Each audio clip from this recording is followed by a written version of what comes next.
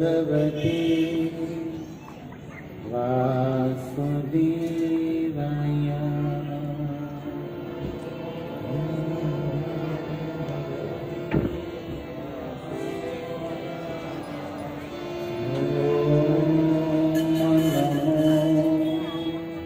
भगवते वासुदेवाय।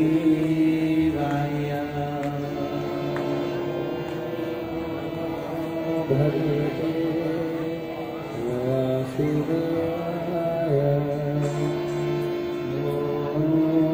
नमो भगवते वासुदेवाय।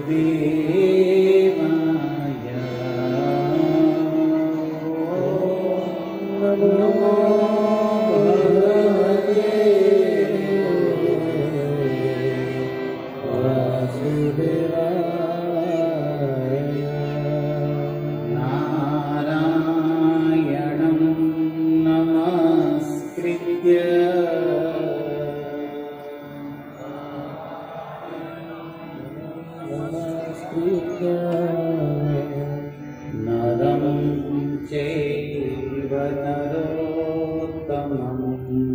नरं चैव नरोत्तमं देवीं सरस्वतीं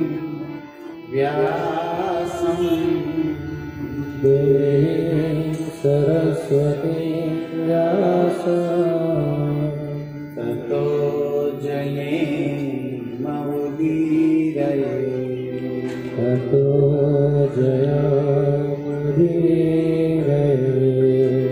श्री गुरुवे गौरचंद्राय। श्री गुरुवे गौरचंद्राय।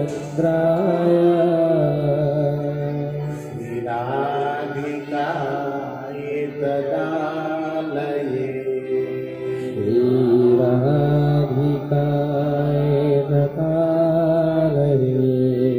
कृष्णाय कृष्ण भक्ताय। कृष्णाय कृष्ण भक्ताय। तद्भक्ताय नमो नमः। तद्भक्ताय नमो नमः। हरे कृष्णा। आप सभी श्रद्धालु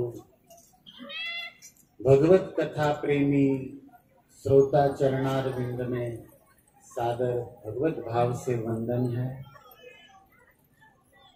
भगवान श्री कृष्ण की मधुर लीलाओं को व्यास नंदन सुखदेव जी महाराज परीक्षित को सुना रहे हैं और पावन परंपरा से प्रभुपाद की कृपा से हम सबको भी प्राप्त हो रहा है। सुखदेव जी ने दसम स्कंद की शुरुआत में कहा है,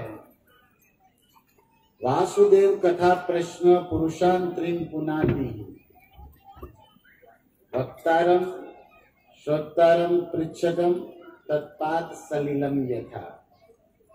हे राजा परीक्षित, तुम्हारी मति भगवान की कथा में हुई है तो सम्यक व्यवसिता ते बुद्धि तब राजर्षि सत्तम। हे राजा, तेरी बुद्धि जिस स्थान पे लगनी चाहिए वहां लग चुकी है। भगवान वासुदेव श्री कृष्ण की कथा जो है वो गंगा के समान तीनों लोकों को पावन करती है। भक्तों, एक है जल गंगा भागीरथी जो भगवान के श्री चरणों से निकली है। भारतवर्ष में गोमुख से बहती है और बंगाल की खाड़ी गंगा सागर में मिल जाती है। लेकिन दूसरी एक गंगा है जो सुखदेव जी के मुख से निकली है, जिसको कहते हैं भगवान की यश गंगा। संकीर्तन गंगा। ये भागवत को संकीर्तन पुराण भी कहते हैं, क्योंकि इसमें भगवान के नाम, रूप, लीला, धाम का कीर्तन हुआ है। संकीर्तन शब्द का परिभाषा जीव गोस्वामी ने भक्ति संदर्भ में दिया है। भगवान के नाम, रूप, लीला का उच्च स्वर से उच्चारण संग में, उसको कहते हैं संकीर्तन। तो भागवत में भगवान कृष्ण की लीला है, उनके नाम है और उनके धाम वृंदावन वैकुंठ की कथा और उनके भक्तों के चरित्र। तो भगवान का यश, भगवान की कीर्ति रूपी गंगा शुक मुख से बह रही है। दास आज एक निवेदन, भाव स्मरण यह कराना चाहता है आप प्रेमी भक्तों को कि वो जो जल से निकली, जल वाली गंगा है जो भगवान के चरणों से निकली है, वो भारतवर्ष की भूमि को प्राप्त है, अमेरिका में नहीं है ये गंगा, भारत में। और भारत में भी सब पूरे भारत में नहीं है। इलाहाबाद से पार कर गुजरात में नहीं आई, महाराष्ट्र में नहीं आई, मध्य प्रदेश से कट ले लिया, साइड में चली गई। लेकिन ये भागवती गंगा भक्ति वेदांत स्वामी श्रील प्रभुपाद 7 समुंदर पार ले गए, पाश्चात्य देश तारी। वो जल वाली गंगा तो समुद्र में मिल गई, लेकिन ये भागवत की गंगा को भक्ति वेदांत स्वामी प्रभुपाद 7 समंदर पार ले गए। तो ये इसकी महिमा है। और हमारे भारत की जो सनातन धर्म की संस्कृति है, युग धर्म जो हरिनाम संकीर्तन है, वो पूरे विश्व में बांट दिया भक्ति वेदांत स्वामी प्रभुपाद। और उन्हीं की करुणा कृपा का फल है कि वो नहीं है, फिर भी आज हजारों लोगों को ये सुंदर अवसर भक्ति में आगे बढ़ने का प्राप्त हो रहा है।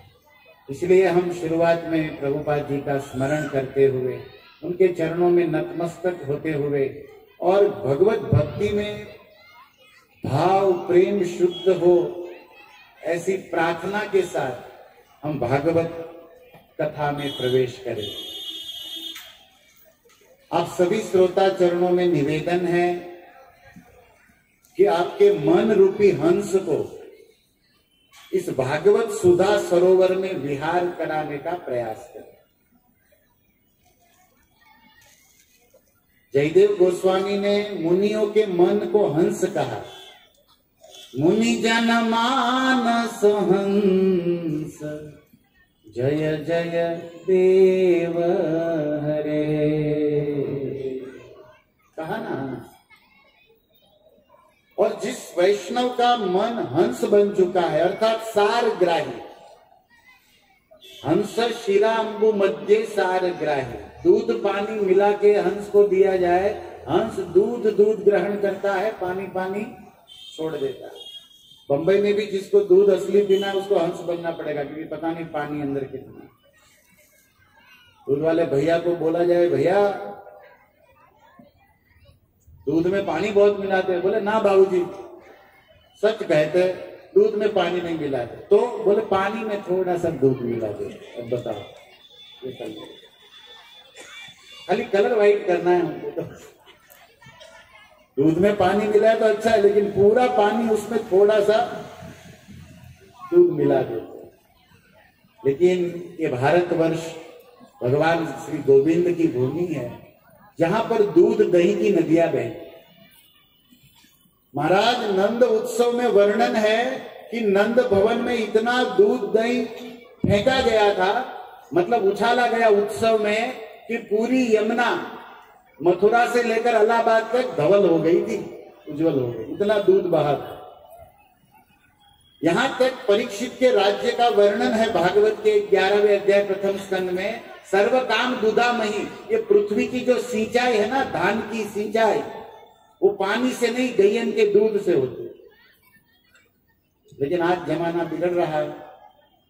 आजकल के मॉडर्न बच्चों को तो पता भी नहीं है कि दूध कहां से आता है। किसी फ्लैट में रहने वाले बच्चे से पूछिए किसका दूध पीते हो, कहेगा भैया का। उसको ये नहीं पता कि दूध गैया का है, भैया तो ला रहा, क्योंकि देखा ही नहीं, डेयरी देखा है बस, सुमूल कोई भी डेयरी अमूल, बाकी दूध गैया का है। लेकिन मीराबाई ने गाया है, आली मने लागे वृंदावन नीको, घर घर ठाकुर तुलसी पूजा, भोजन दूध दही को। वृंदावन में ये होता है। तो मैं आपसे बात कर रहा था हंस की, मूल बात। जिस मनुष्य का मन हंस है वो सार वस्तु ग्रहण करता है। देखो, एक होता है हंस और दूसरा होता है कौवा। यहां पर बैठे हुए श्रोता से प्रश्न है कि आप लोगों ने कितने हैं, हाथ खड़ा करें जिसने असली हंस देखा है। 1 2 माताओं, अच्छा, मतलब टोटल 15 नहीं है। कौवा कितने देखा? सबने कौवे देखे। हंस दिखता नहीं है महाराज। कहीं कहीं किसी प्राकृतिक सौंदर्य में चले जाओ तो मिल जाए, हंस जोड़ी में मिल जाए तो सौभाग्य माना है। हंस हमेशा, जैसे पेंटिंग करने वाले भी हंस को ट्विंस बनाए, डबल बनाएंगे, एक हंस का मुंह इधर एक उधर, आपने देखा होगा अगर ध्यान दिया हो। तो जोड़ी में अच्छे लगते हैं और वो प्राय जोड़ी में उड़ते भी है, बड़ी लंबी उड़ान होती है। लेकिन जैसे उनके शरीर का वर्ण है ना धवल, ऐसे ही उनका स्वभाव और संस्कार भी उज्जवल है, धवल है। मतलब वो उनका चारा जो है, मतलब उसका खाना, वो कहते हैं कि मोती है। हंस मोती चुनता है। और कौवा का तो जो भी कचरा हो, मरा हुआ चूहा हो, आपके आजू बाजू होंगे, दुनिया भर का जितना कचरा डाल दिया जाए कौवे वही मंडराते रहते। तो संदेश यह है कि ये संसार का जो विषय वार्ता है उसी को सुनना, पढ़ना, बोलना, ये जिसका काम है उसको कौवा स्वभाव बोला जाए। और श्रीमद् भागवतम, श्रीमद् भगवत गीता के इस सुंदर श्लोक रूपी मोती जो है उसको रोज पढ़ता सुनता गाता है, उनको हंस कहा जाए। आप ये 2020 जनवरी महीना है और 2 दिन बाद आजाद होने वाला है भारत, मनाएंगे ना आप लोग? ऐसे तो कहने के लिए बाहर, अंदर से तो अभी भी गुलामी चालू ही है, लेकिन इंडिपेंडेंस 26, कौन सी जनवरी? 26 को होता है ना। कहते हैं कि 100 में 99 बेमान, फिर भी मेरा भारत महान तो रहेगा भाई, महान तो है। लेकिन नए वर्ष में हम प्रयास करें हंस बनने का, अर्थात रोज भगवत गीता पढ़ेंगे, रोज श्रीमद् भागवतम पढ़ेंगे, और उनमें जो ये श्लोक है ना वो मोती से भी अमूल्य है, हमारे जीवन को उज्जवल बनाने वाले, मंगलमय, पवित्र बनाने वाले। लेकिन दिन उगते ही हमको न्यूज़पेपर, संसार भर का इधर इधर झगड़ा हुआ, इस नेता ने ये घोटाला किया, नाम बदल जाते, समाचार वही कचरा ही रहता, और उनको सुन के दूसरों को सुनाना ये कौवे लोग करते रहते। आपको पता है दिल्ली में क्या हुआ? तू तेरी लोन भरना मकान की, दिल्ली की छोड़, लेकिन चर्चा करते रहते मोदी को ऐसा नहीं करना चाहिए। अब मोदी को क्या करना चाहिए तू बताएगा? तू चाय का बिल तो भर दे पहले, आधी पी रहा है कटिंग उसका, लेकिन वहां पर बैठा बैठा बात करेगा संसद की, है ना? ऐसे कोई पूछता भी नहीं, लेकिन राय देते रहते। शुरू ऐसे करते, मेरा कहना है, तू अपने घर पे बोल जो बोलना है, वहां भी तेरा कोई नहीं मानता, इधर कौन मानेगा? लेकिन हम लोगों की आदत हो चुकी, इसमें केवल बुद्धि खराब होता है और समय नष्ट होता है।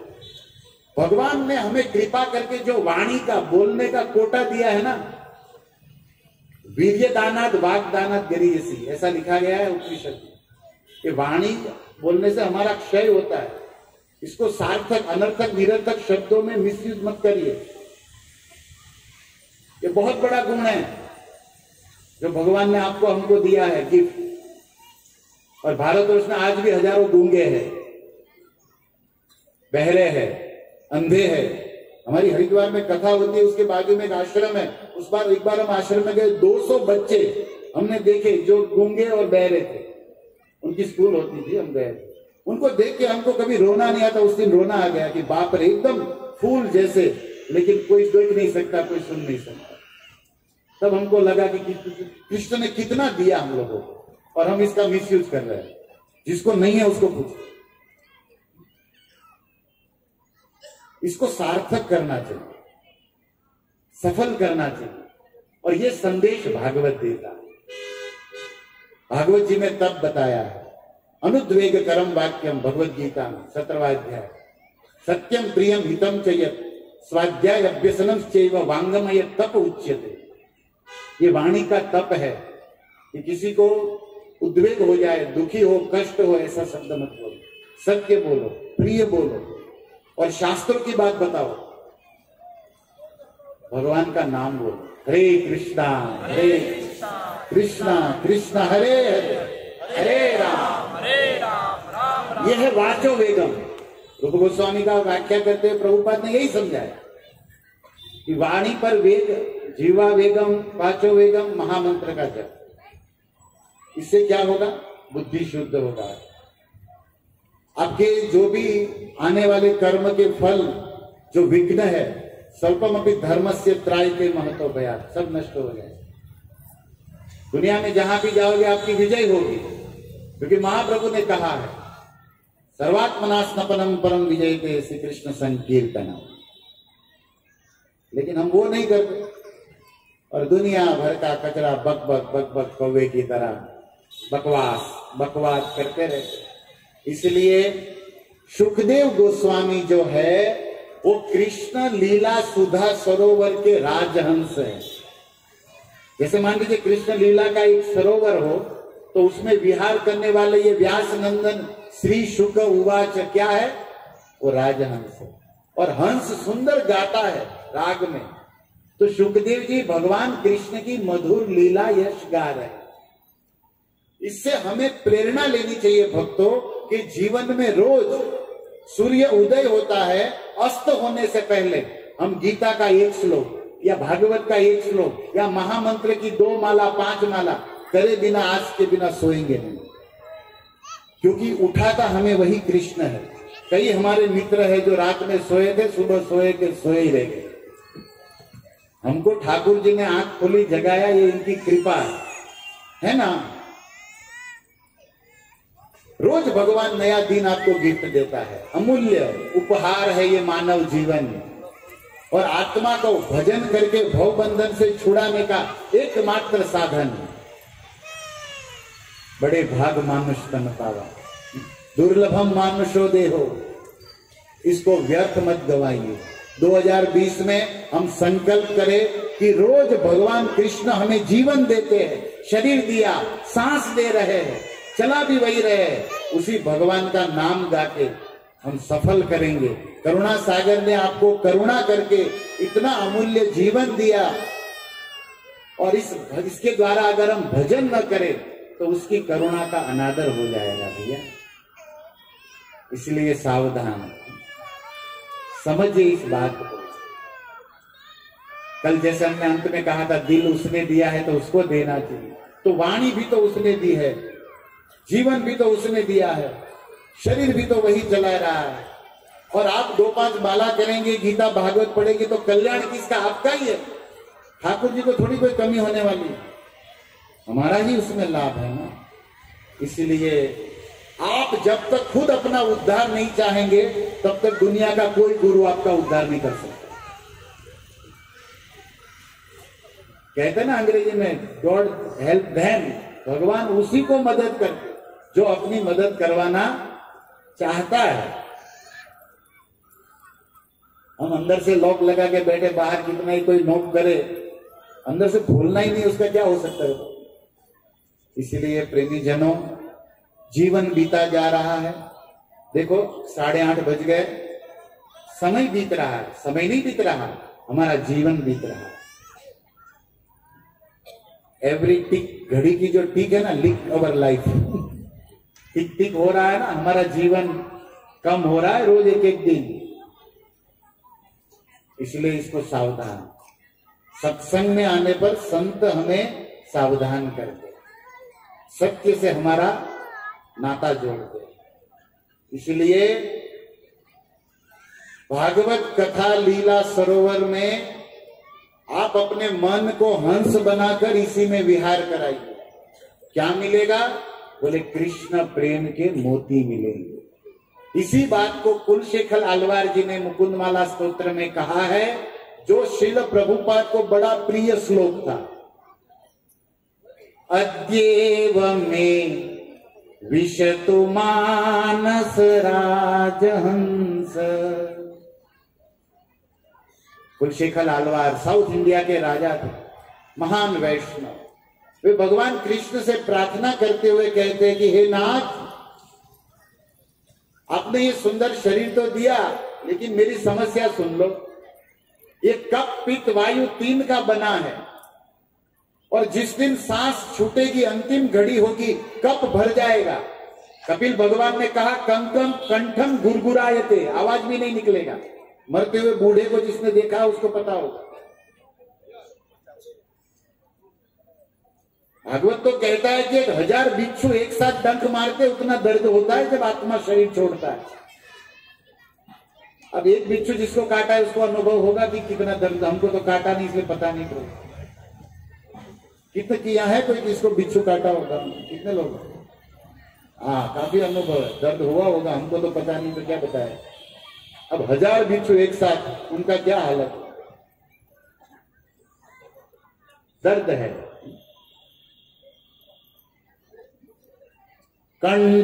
कंठावरोधन विधो स्मरणं कुतस्ते।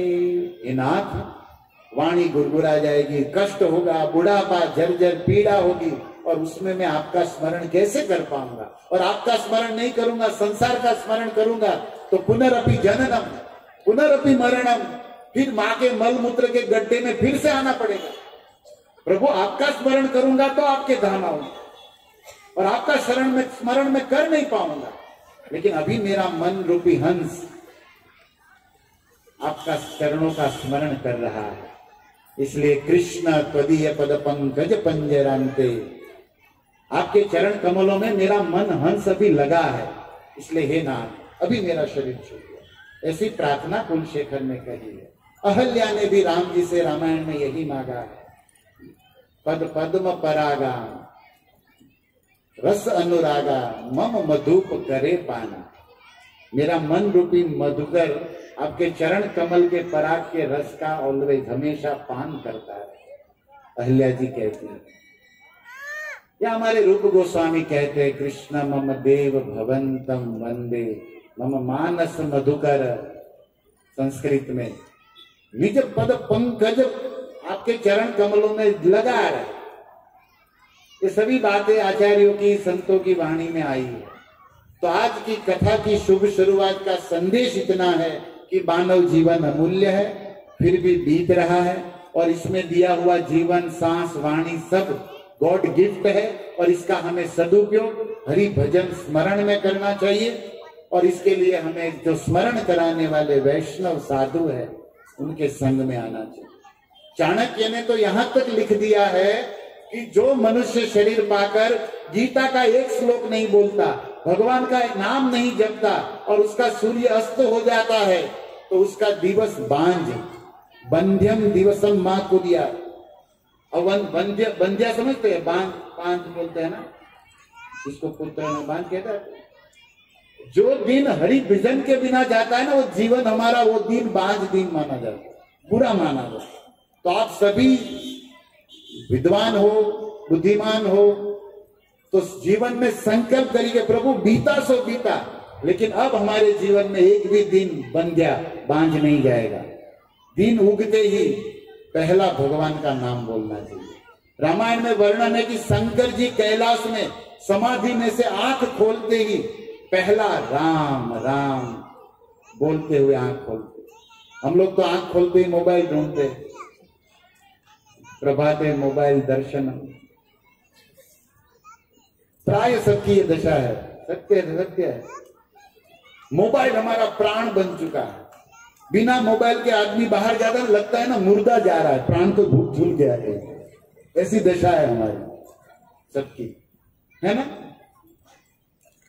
दिन उठते ही बस वही खोलना है व्हाट्सएप, किस किस का कचरा रात में आया सब स्टोर करो, फिर कृपा करो, इसका प्रचार दूसरे को फॉरवर्ड करो। फ्री में कितना सुंदर पोस्टमैन का काम हो रहा है। जीवन की कीमती बुद्धि समय व्यर्थ हो रहा है, ये समय में पता नहीं क्या दशा है। इसलिए प्लीज सुखदेव जी के भागवत जी का ये सुंदर संदेश हमें ग्राह्य है कि बीता सो बीता, लेकिन हे नाथ अब जो जीवन है वो आपके चरणों में समर्पित करेंगे।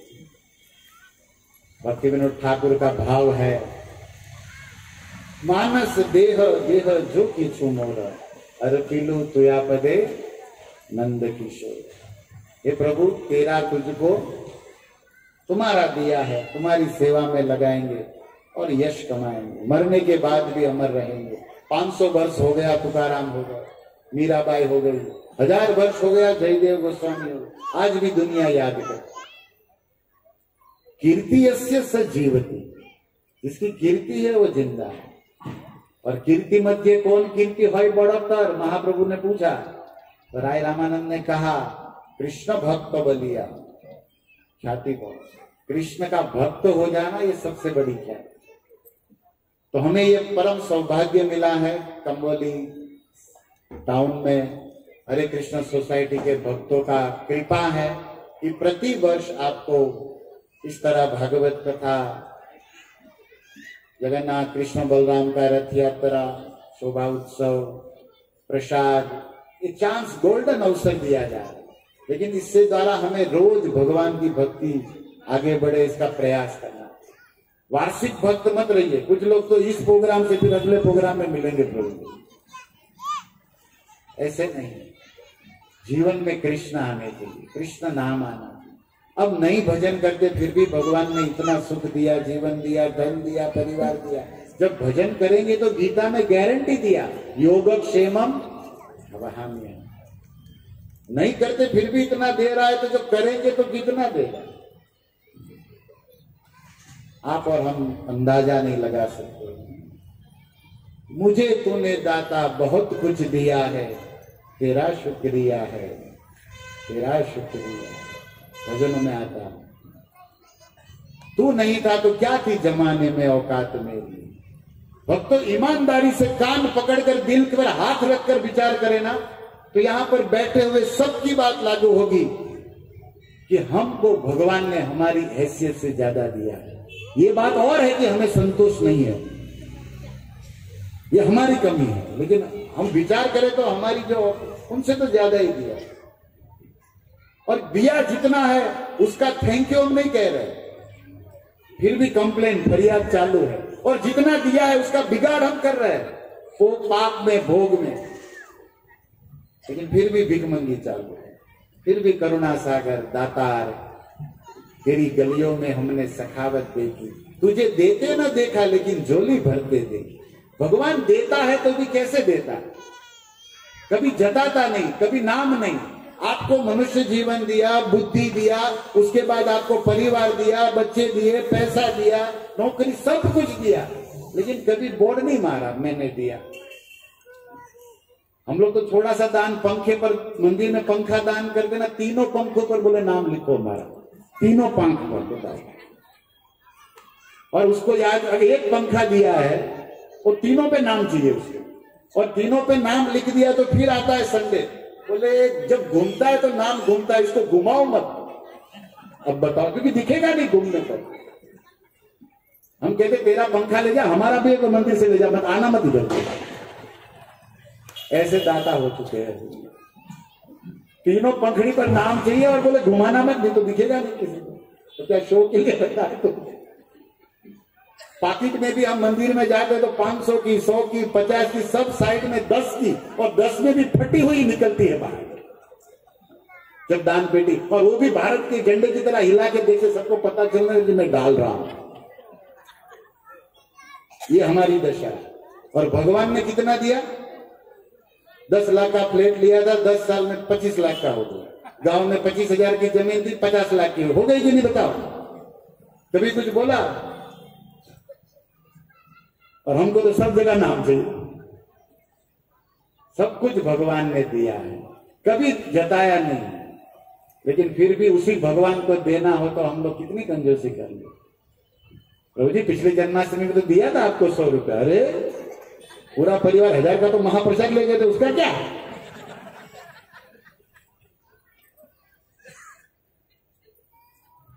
है दुनिया में सब प्रकार की वैरायटी, लेकिन हमारे ठाकुर जी का भी अपना फंडा है, सबकी चलता नहीं उसको। ठाकुर जी जिसको हम अपना मानते, जिसको हजारों गुना देना चाहते, उसी का लेते। सबका तो उनको चलता भी नहीं है। सौभाग्यशाली होता है उसका ही धन हरि सेवा में जाता है, और भगवान की सेवा में ना जाए ना तो आपका धन या तो होटल में जाएगा या हॉस्पिटल में, देख लीजिए, या टैक्स वाला या पड़ा रहेगा। धन को एक दिन छोड़ना ही है, चाहे धन जीते जी चला जाए या फिर हम धन को छोड़ के चले जाए, एक दो में से एक तो कंफर्म है कि नहीं? तो बेस्ट है कि उसको इन्वेस्ट किया जाए ताकि जहां जाए वहां हजारों गुना मिले। ऐसी व्यवस्था शास्त्रों से मिलती है। बहुत बातें हैं जो दास को स्मरण आती है, लेकिन मैं याद करता हूं, कोटि न मुक्ते न जाय कहते प्रभु के एक एक उपकार। करोड़ों मुख से भी बोलोगे ना तो कृष्ण की करुणा कृपा को आप गिन नहीं पाओगे, इतना दिया है। बस अब हमारा काम है कि उनकी सेवा में हमें लगाना, जीवन धन मन वाणी सब सफल करना। हरे कृष्णा कृष्णा कृष्णा हरे हरे हरे राम। महाराज परीक्षित का मन मधुकर, मन हंस बन चुका है, और सुखदेव जी के द्वारा गाया हुआ ये कृष्ण लीला यश सरोवर में विहार कर रहा है। अब उसको काल की तक्षक की भी चिंता नहीं। वर्णन है भागवत जी में 7 दिन का श्राप था और 4 दिन बीत गया, और रात दिन बिना प्रसाद के बिना पानी के कथा सुन रहे। चौथे दिन परीक्षित को कहा सुखदेव जी ने कि 4 दिन हो गया, थोड़ा इंटरवल कर लेते, पानी पी लो एक गिलास, थोड़ा रुक जाता हूं। नॉन स्टॉप कथा हो रही थी, कंटिन्यूअस, नॉन स्टॉप गरबा होता है ना, नॉन स्टॉप। लेकिन परीक्षित कहते हैं कि पिबंतम तम मुखाम भोजन च्युतम हरि कथामृतम। हे सुखदेव जी महाराज, आपके मुख कमल से कृष्ण अमृत कथा पी रहा हूं, मेरी प्यास कहां चली गई मुझे पता नहीं। बोले 7 दिन में तक्षक आने वाला है। बोले आने दो, तक्षक आए चाहे तक्षक का बाप आए, हमको कोई डर नहीं। क्यों? बोले आपके मुख से कथा सुन के मेरी बुद्धि मति इतनी शुद्ध हो गई है कि उस काले तक्षक में भी मुझे मेरा सांवरा कन्हैया दिखता है। अब डर नहीं। अरे भैया काटेगा, तू मरेगा। तो परीक्षित कहते मौत का भी डर नहीं। मौत क्या पैगाम है, मैं समझूंगा कि मेरे दिलबर ने मुझे लव लेटर लिखा। मौत क्या आई, यार का पैगाम आ गया। मैं समझूंगा कि कृष्ण ने हमको बोला। देखो कितनी तंदुरुस्त बुद्धि हो गई, डर चला गया मुझे। ये भागवत कथा कर सकती है जीते जी अमर। यहां पर बैठे हुए को बोला जाए कि 4 दिन के बाद 26 तारीख को इसी पंडाल में एक नाग आएगा, श्रोता को काटेगा। कोई आएगा? हाँ? जो परीक्षित की दशा है, जरा विचार करो, अपने ऊपर आ जाए कि 26 तारीख को रात में कलमबोली में तक्षक नाग आएगा और जो भी श्रोता है सबको, तो कोई आएगा? बताओ, पंडाल खाली। फोन करते जाएंगे, भैया उधर मत जाना। लेकिन परीक्षित की दशा कुछ और है, कोई डर नहीं रहा। ये कथा कर सकती है कमाल। कृष्ण कथा का ये माधुर्य है, पावर है, तो साउंड ऑफ पावर, शब्दों का ये शक्ति है। और क्या करे, परीक्षित दुनिया देखती रह गई, सबको देखते देखते भगवत धाम चले गए, मृत्यु पर विजय पा लिया। ये कथा के द्वारा हो सकता है, सामान्य नहीं है। दिखने में सामान्य लगता है, एक व्यक्ति बोलता है तो 500 सुन लेते हैं, क्या हो रहा है तमाशा, टाइम पास के। कोई काम करो, दुनिया बकती रहेगी, लेकिन वास्तविकता से अनजान है। पागल नहीं है महादेव, हनुमान जी, सुखदेव, नारद, अत्रि, गौतम, वशिष्ठ, व्यास, पराशय, परशुराम, 21 बार पृथ्वी को जीता हुआ ब्रह्मचारी साधु जमदग्नि पुत्र, लेकिन सब कुछ छोड़ के, मंदराचल की तपस्या छोड़ के गंगा तट पे सुखदेव की कथा सुनने आए। क्यों? ये सब मौत को जीते हुए आदमी है। वशिष्ठ का कभी मृत्यु नहीं होता।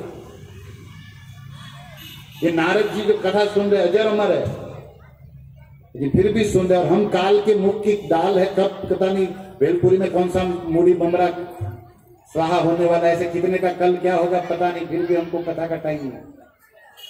और ये सब मृत्यु को जीते हुए सुन रहे हैं, क्योंकि वो जानते हैं कि कथा अमरत्व को देती है।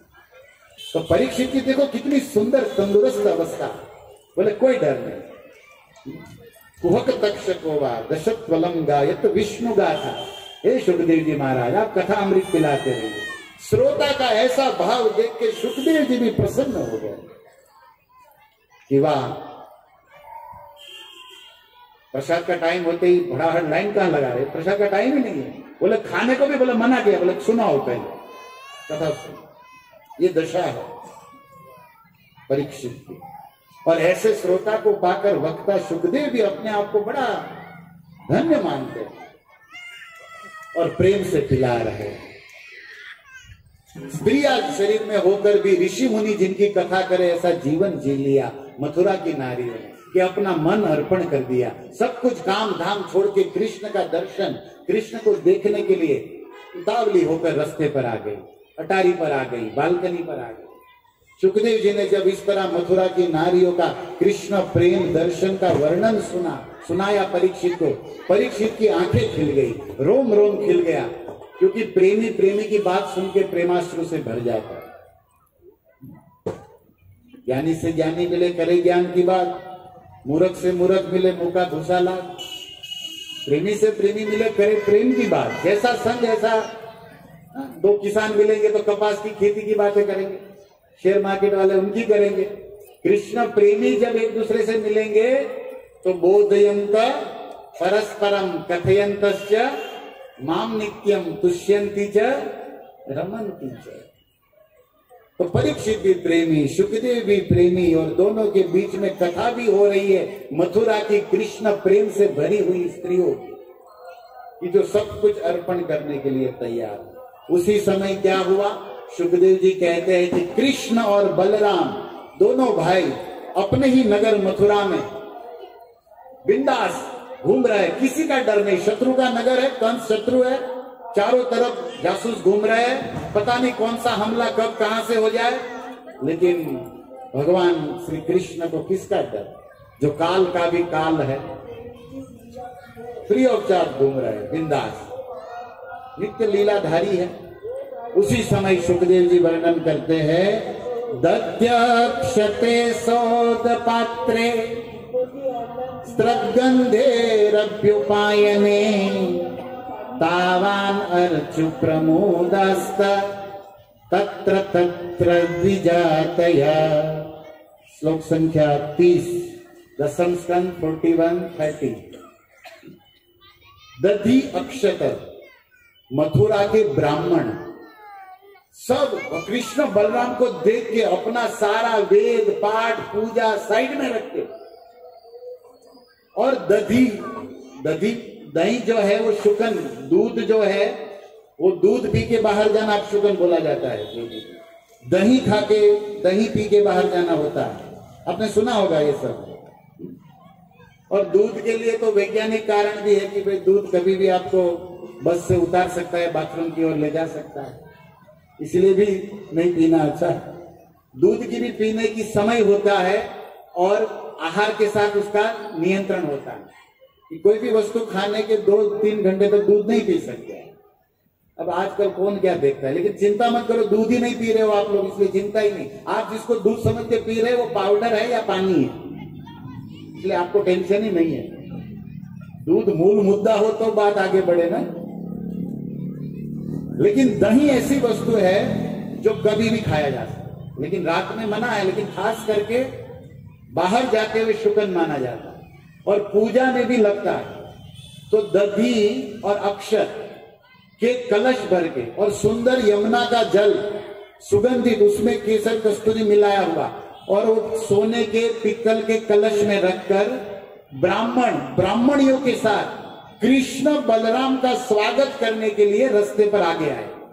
सुखदेव जी कह रहे हैं कि पानी से भरा हुआ सुंदर कलश था, सजाया हुआ, मंगल माना जाता है पानी जल भरा हुआ कलश, और वो भी किसी स्त्री के हाथ में हो, और उसमें भी कन्या कुंवारी के हाथ में हो तो और मंगल माना जाता है। और फिर उसके पास ब्राह्मणों के लिए जो पूजा की सामग्री होती है उसमें दही और अक्षत मतलब पूरा चावल, चावल जो है जो टूटा हुआ न हो, और अन्य पुष्प आदि, चंदन आदि, समझ लेना चाहिए जो पूजा विधि में काम में आता है, उन सबको लेकर तावान अर्चु कृष्ण बलराम का अर्चन करने के लिए द्विजातय, द्विज मतलब ब्राह्मण, आदय मतलब और उसके सगे संबंधी या पत्नी आदि, प्रमुदिता प्रसन्न मन से आगे बढ़े, कृष्ण बलराम के सामने आए। ये वर्णन है सुखदेव जी का। लेकिन इसमें एक प्रश्न है। सुखदेव जी कहते हैं कि ये सारे मथुरा के 14 त्रिवेदी, चतुर्वेदी, ये सब ब्राह्मणों की सरनेम है, होता है ना, चौबे, शर्मा, शुक्ला, पंड्या, दवे, कितने ब्राह्मण बैठे यहाँ पे? ब्राह्मण, वाह, जय हो, नमो ब्राह्मण, ब्राह्मण देवताओं की जय। ये पृथ्वी के आभूषण है भाई, भगवान के मस्तक माने जाते हैं, और भगवान ने अपने आप को सब जगह शास्त्रों में कहा है कि ब्राह्मण मेरे भी उपास्य है। ब्राह्मण, भगवान कृष्ण कहते मेरे भी आराध्य है। अब इससे बढ़कर क्या कहें इनके विषय में? तो पृथ्वी, स्वर्ग के देवता तो सूर्य, चंद्र, इंद्र है, लेकिन पृथ्वी के देवता ब्राह्मण है। बहुत महिमा है ब्राह्मणों की। क्यों? क्योंकि ब्राह्मणों के पास वेद है, ब्राह्मणों के पास मंत्र है, ब्राह्मणों के पास पूरे समाज का, क्षत्रियो चाहे वैश्य या शूद्र, सबका मंगल करने का उपाय है। बड़ी जिम्मेदारी है। इसलिए हमारा ये जो समाज है ना, सोसाइटी, उसका मस्तक कहा जाए ना तो ब्राह्मण है।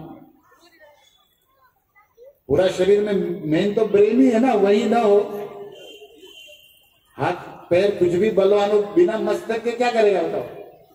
तो ब्राह्मण समाज का शिरोभूष, मस्तक माना गया। अब सारे ब्राह्मण द्विजातय, द्विज जाति के मतलब सारे ब्राह्मण, अब ब्राह्मण में भी सारा से बहुत सारा होता है, उनका भी एक अपना समाज बढ़िया है। वेद की ऋचाओं का अलग अलग उनका सब सिद्धांत चलता है, उसमें कुछ कर्म कांड होते, कुछ उपासना कांड में ज्ञान, फिर बहुत सारा उसका डिवीजन हो जाता है।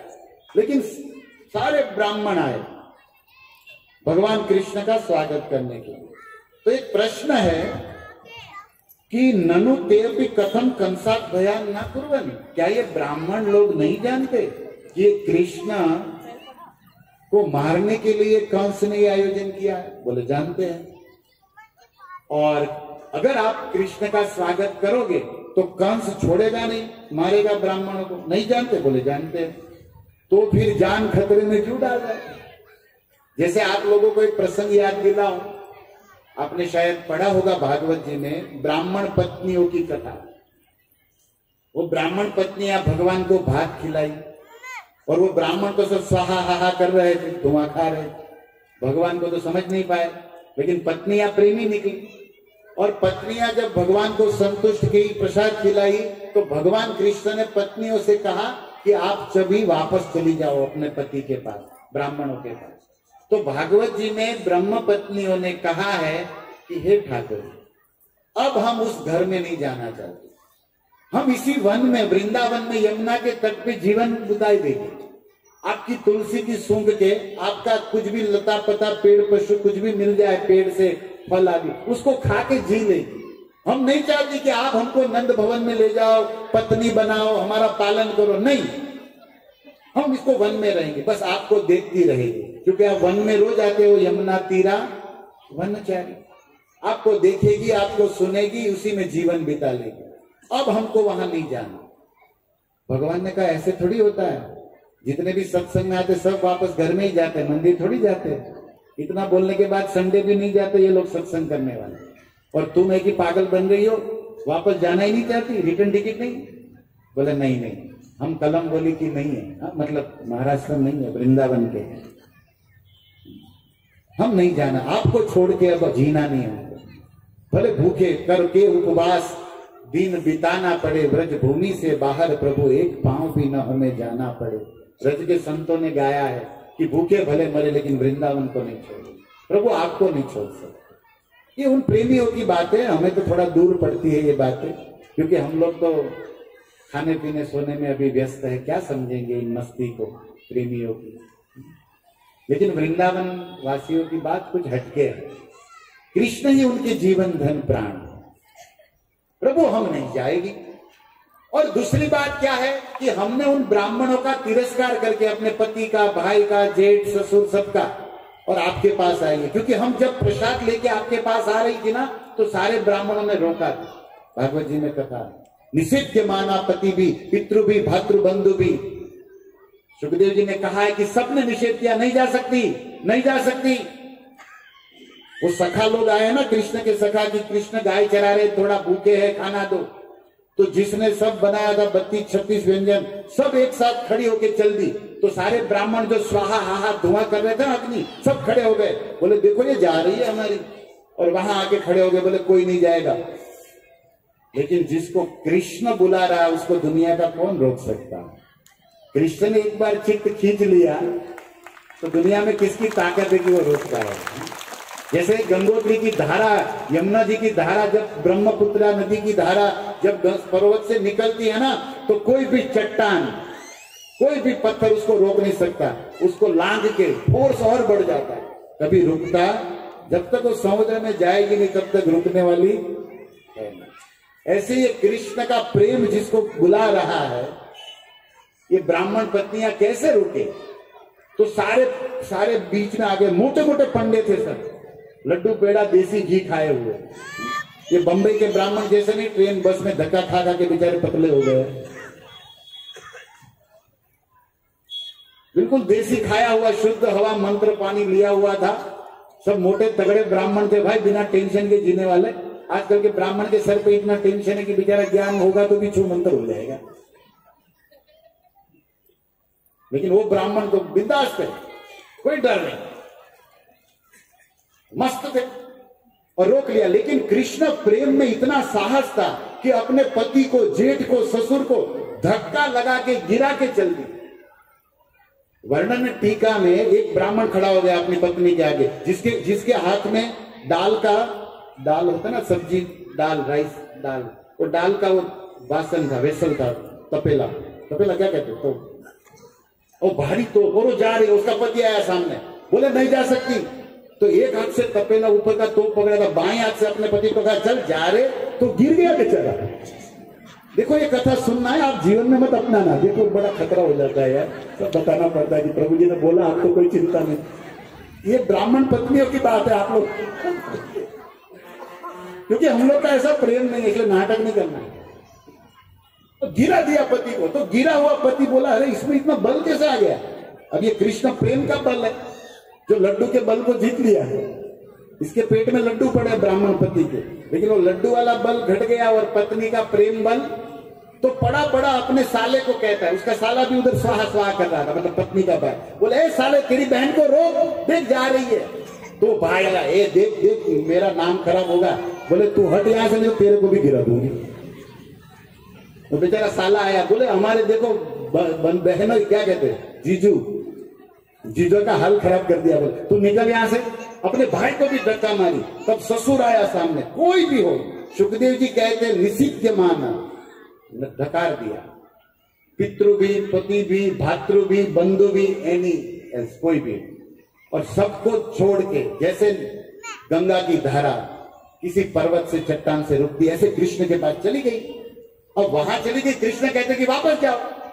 तो ये पत्नियां कहती है कि प्रभु उस मुस्टंडों को हमने गिरा के आई है। और जाते जाते ये पड़ा हुआ पति क्या बोलता जानते, देखो तुम जा रही है ना, तो आज से मेरी पत्नी नहीं, वापस मत आना, मंदिर चली रहना। और अब तो क्या करे बेचारा, उठ नहीं सकता, रोक नहीं सकता, चली नहीं, तो वाक बाण चला रहा था कि अगर गई ना तो वापस मत आना, मैं तुम्हें स्वीकार नहीं करूंगा। और ये जाते जाते कहते आना भी किसको है तेरे पास, अभी भी लोन भर रहा है, भाड़े का घर है, उसमें पानी भी नहीं आता, आना भी किसको है तेरे। तुम अपना जियो, अब तो हमारा असली सांवरा मिल गया। अब ऐसे मूड में आई थी, और यहां पर कृष्ण कहते जाओ तुम सब वापस। अरे हालत खराब, तो देखो इनकी क्या दशा। इसलिए कहती प्रभु अब वापस नहीं जाओ। तब भगवान ने क्या कहा जानते, देखो भागवत कितना सुंदर संदेश देता है। कृष्ण ने कहा तुम्हारे पति जैसे भी, उसकी यज्ञ में मति है, कंस का डर है, लेकिन तुमने मेरा भजन किया है ना, आप सब तो मेरा भक्त हो, मुझे प्रसाद खिलाया, मेरा भजन किया, तो मेरी भक्ति करने के कारण तुम्हारे संबंध से तुम्हारे पति का भी उद्धार होगा और तुम्हारे सारे पति वैष्णव हो गए हैं। अब वो कुछ नहीं भूलेंगे, कुछ नहीं बोलेंगे, वो तुम्हें स्वीकार करेंगे, वो तुम्हारे चरणों में प्रणाम करेंगे। आप चिंता मत करो, सब वापस जाओ। इसने कहा सच बोल रहे? बोले हाँ। और भक्त तो सच हुआ। जैसे पत्नियां वापस जाती, सारे ब्राह्मण आए और पत्नी को क्षमा मांगे, बोले धन्य है कि तू मेरी पत्नी है, मैं यज्ञ कर रहा हूं लेकिन यज्ञ नारायण को समझा नहीं, लेकिन तूने मेरा जीवन सफल कर।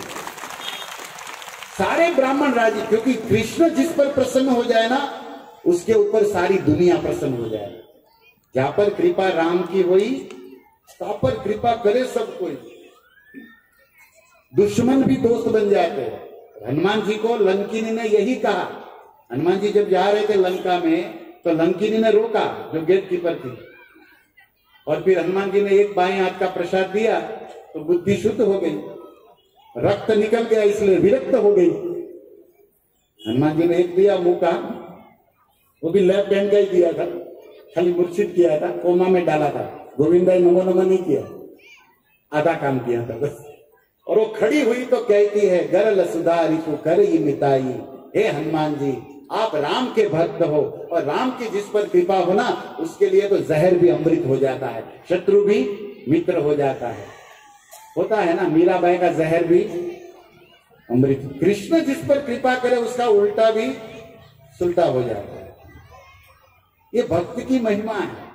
तो भगवान ने जैसा बोला था कि सारे ब्राह्मण अनुकूल हो जाएंगे, तो सब अनुकूल हो गए और सब दंडवत मार रहे। ये कहते नहीं काम में मत पड़ो बस। बोले नहीं नहीं, हम प्रभु को समझ नहीं पाए, लेकिन तुमने भगवान को भोजन खिलाया, और जो भगवान पूरे विश्व को खिलाते हैं, और ऐसे भगवान को जो प्रसाद खिलाता है वो पूरे विश्व की सेवा कर दिया।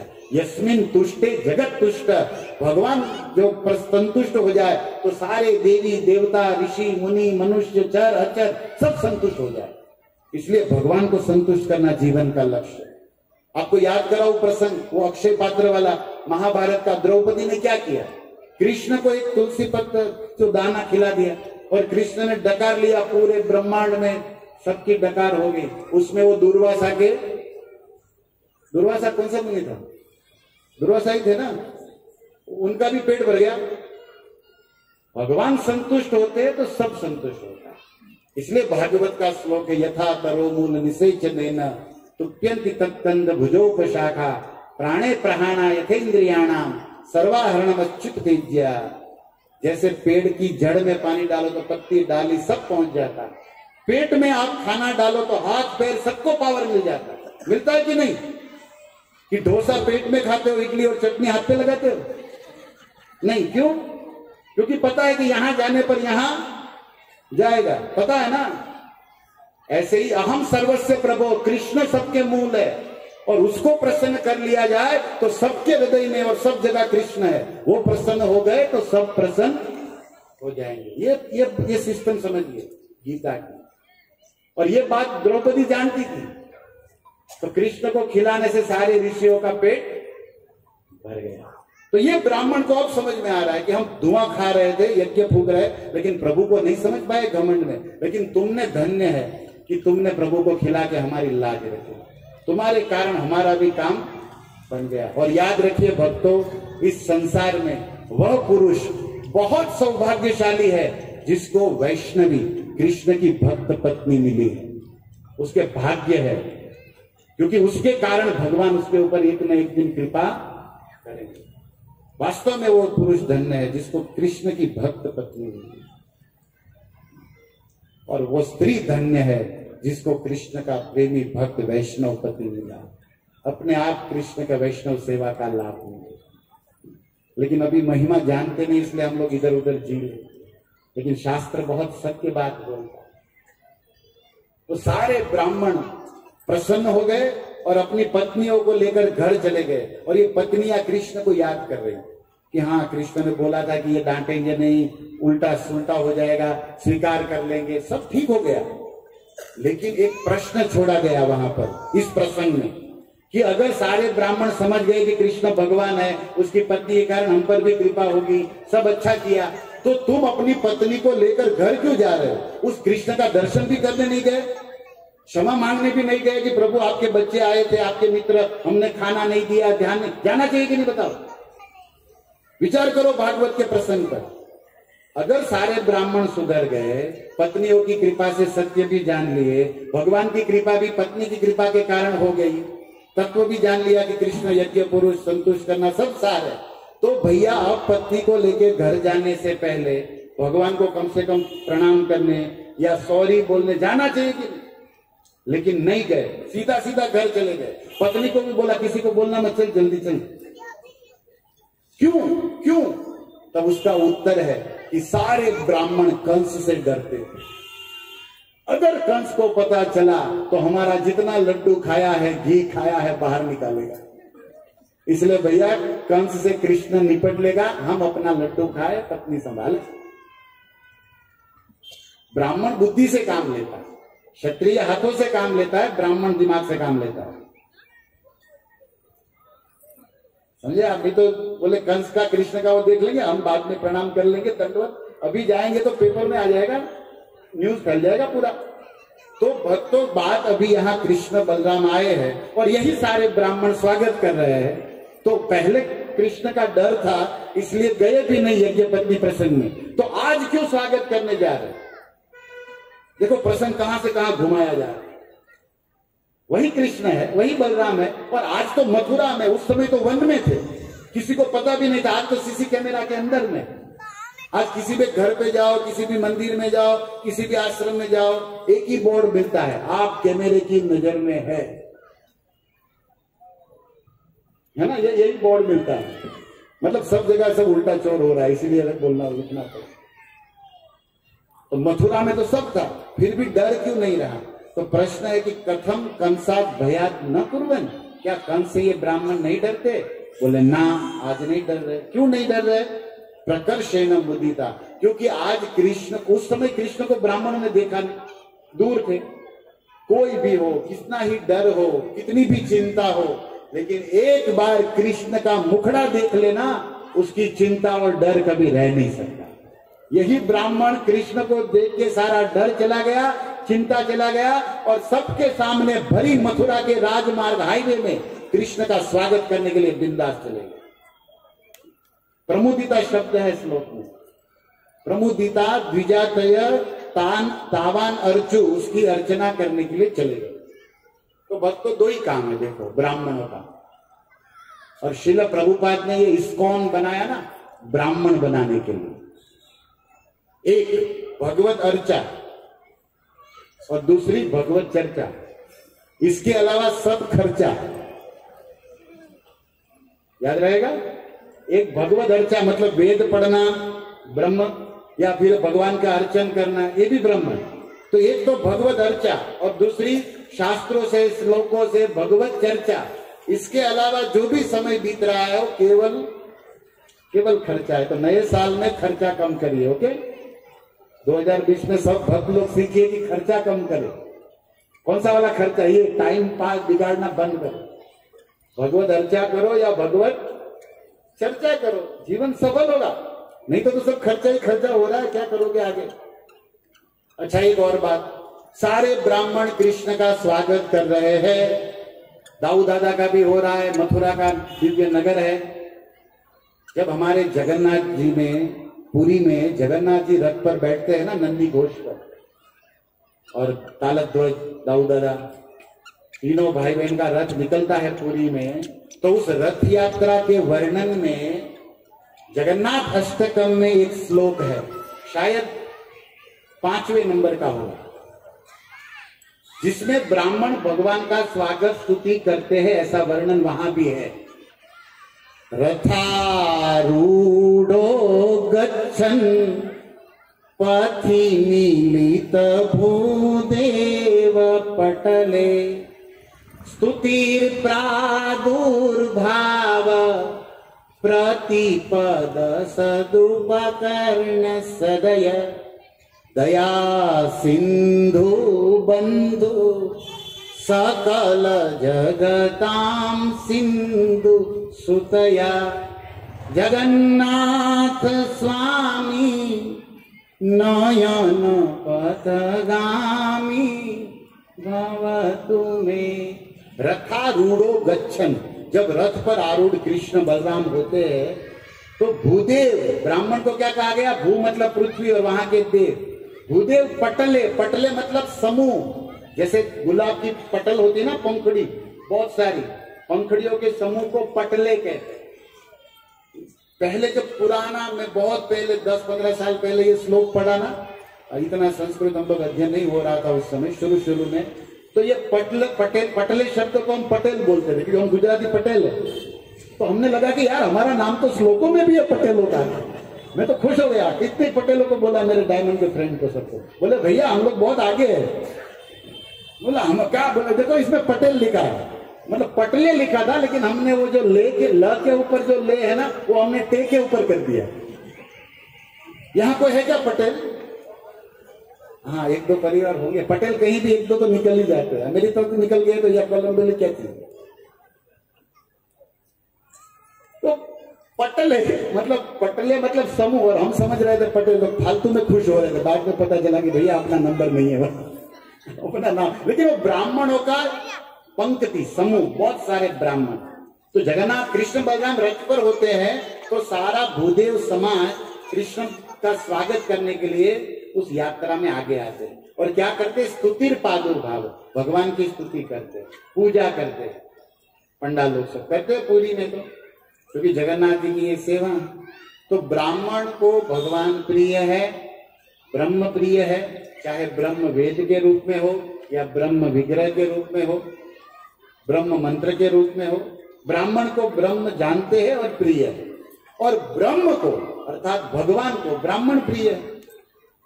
लेकिन अब एक सुंदर बात सुनिए, आप सब लोग यहाँ बैठे हो, उसमें मैं देख रहा हूं काफी हरे कृष्ण संस्था से जुड़े हो और कुछ लोग साधना में भी लगे हो।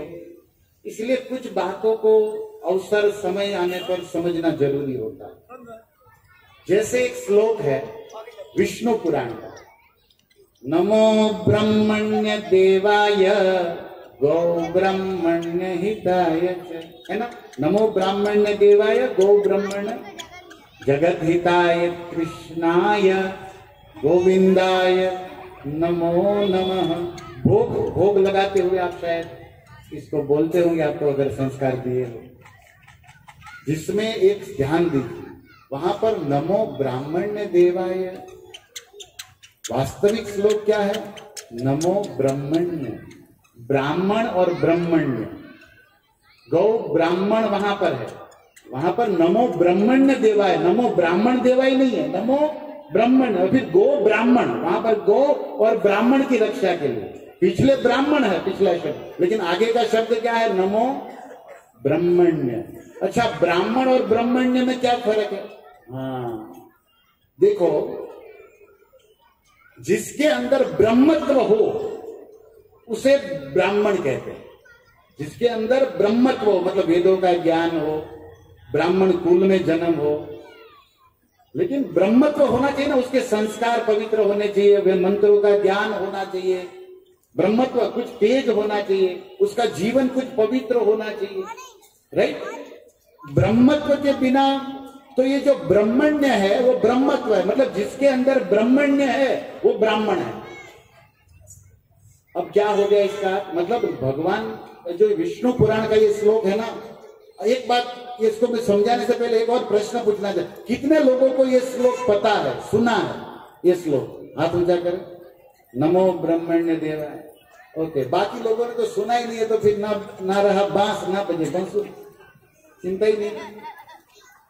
मूल मुद्दा ही पता ना हो तो व्याख्या की तो जरूरत ही कहाँ है? तो आप लोग 2 मिनट सो जाओ तो भी चलेगा, जिसको पता ही नहीं है उसका तो क्या है। लेकिन ध्यान दीजिए, यहाँ पर काफी भक्त बैठे हैं जो श्लोकों की कुछ बातें समझते हैं।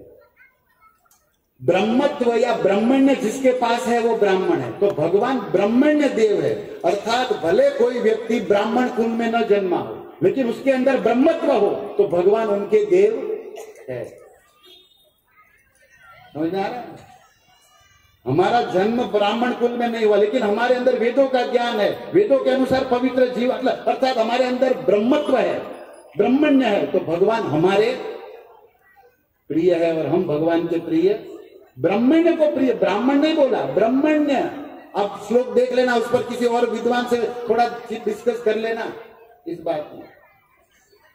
तो यहां पर जो हरे कृष्ण मंत्र जपता है, गीता पढ़ता है, भागवत पढ़ता है, वो भले ब्राह्मण कुल में जन्म न लिया लेकिन वो मांस मछली नहीं खाता, वो प्याज लहसुन नहीं खाता, वो भगवान का नाम जप करता है, वो ब्रह्मण्य से युक्त है और भगवान मदन मोहन उनको प्रिय, उनका वो प्रिय बन जाता है, भले वो कुल में न जन्मा, क्योंकि भगवान ब्रह्मण्य प्रिय है।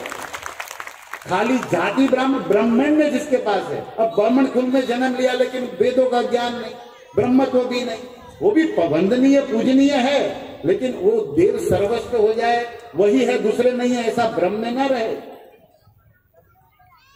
अच्छा, आप काफी हरे कृष्ण संस्था के तिलक कंठीधारी लोग बैठे हैं, उनके लिए भी एक संदेश क्लियर करें।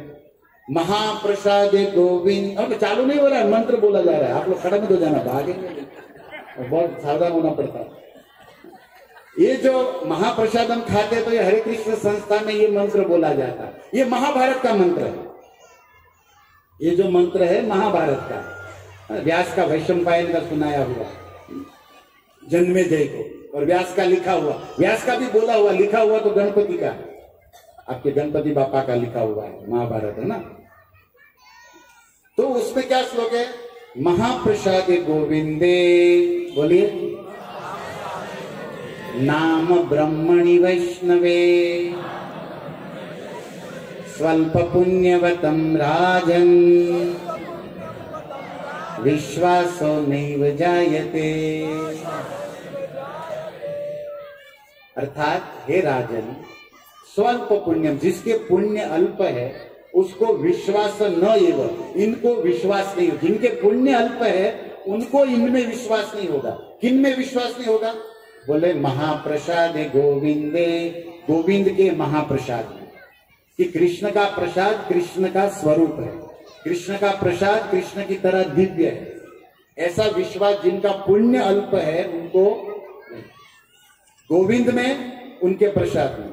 महाप्रसाद गोविंदे, फिर नाम ब्रह्मणि, वो नमो ब्राह्मण नहीं है। कई लोग ऐसे श्लोक बोलते हैं, महाप्रसाद गोविंदे नमो ब्राह्मणे वैष्णवे। नमो नहीं है, नाम है, और ब्राह्मण नहीं है, ब्रह्मणी है।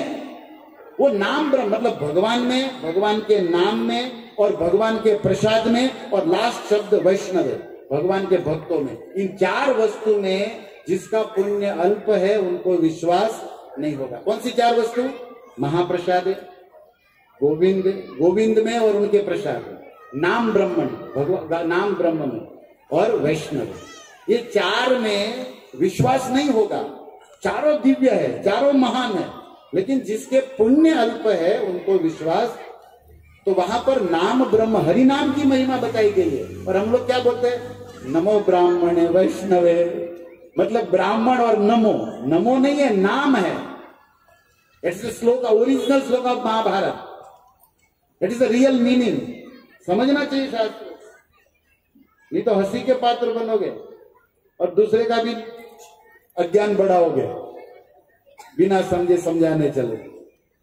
आज तक हमने दिल को यूं ही बहलाया है, जो बात खुद नहीं समझे, जो बात खुद नहीं समझे वो औरों को समझाया है, कहीं ऐसा न हो जाए। तो नाम ब्रह्मणी है। ओके, अब ध्यान से फिर से वहां पर आते। ब्रह्मण्य जिसके अंदर है वो भगवान के प्रिय है, भगवान उनका काम करते हैं। दूसरा नाम ब्रह्म की बात, ये दोनों श्लोकों का हमने व्याख्या किया। अब जो व्यक्ति, साधु आप सब यहाँ बैठे हैं, सब भगवान के अंश आत्मा है, क्योंकि आत्मा न तो ब्राह्मण है, न तो क्षत्रिय, न तो स्त्री, न पुरुष है। आत्मा की जाति वह है जो परमात्मा की है। शरीर ब्राह्मण का है, शरीर स्त्री का है, शरीर शूद्र का है, लेकिन आत्मा न स्त्री है न ब्राह्मण, आत्मा तो एक है। आत्मा की जाति क्या है? जो परमात्मा की जाति। तो हम सबकी जाति क्या हुई? आत्मा की। हम सब आत्मा है तो हम सबकी जाति एक हुई ना। अब चलो, शरीर तो अभी ब्राह्मण का है, लेकिन कितने साल? 50 साल के बाद वो कहीं और जन्म लेगा। अब बुरा मत मानना, भविष्य पुराण में व्यास जी ने लिखा है कि ये द्वापर युग के और त्रेता युग के जितने राक्षस थे ना, वो कलयुग में ब्राह्मण परिवार में आएंगे। बताओ, अब ये बात हमारी नहीं है, व्यास की लिखी हुई है। क्या करेंगे?